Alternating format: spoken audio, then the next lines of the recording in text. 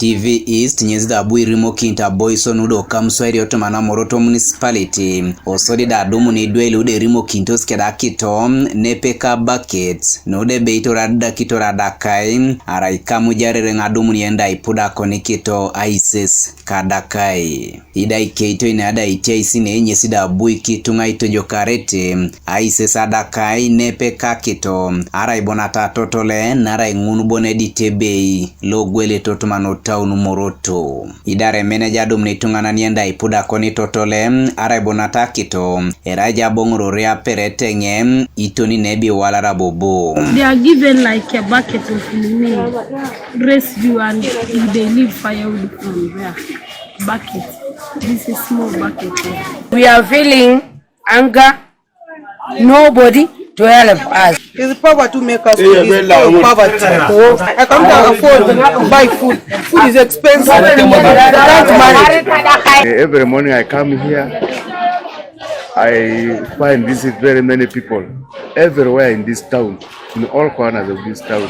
You find these people collecting residue, and in the residue they are collecting, they are not taking it free. They buy it. Others bring charcoal, exchange it with residue. Others bring firewood, they exchange it with residue. And if they sell, if they have to sell firewood, they may sell it for 4,000 or 5,000. And yet a can of 3 kilos or 2 kilos and a half of maize is 10,000. They cannot exchange firewood or charcoal for food. It is expensive. Those ones cannot accept the firewood. They bring it. The cheapest one they can afford is residue. Some of them they come and fetch maybe water. They are paid and they are underpaid. In the tap they are fetching water 100 jerrycan, but from the barrel they are fetching at 200 per jerrycan water, and they are paid. Sometimes like some people whom they are working, they don't even give them food. Ida alai joto manoko tido etunga ledo leta kaisa kanyalu kanyeuni kesko pekwa na atwaka tam anode Etenge anyu noto manolapa loedo ikanyet ito ningoni loedo ikanyita pe 58 people, just only a sample of only 11 villages in Godiro district.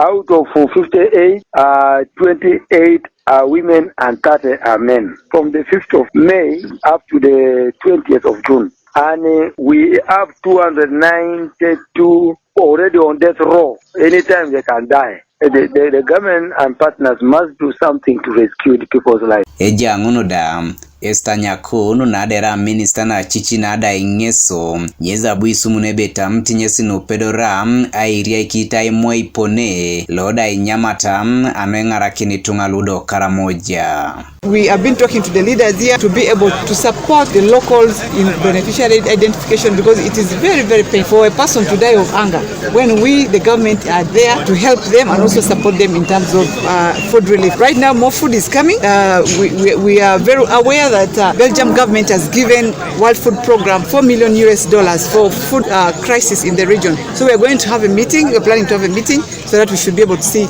how much food is going to come from WFP, from the donation of Belgium government, which we want to thank them. But obviously the Prime Minister is also coming up with a new supplementary to be able to bring more food to the region.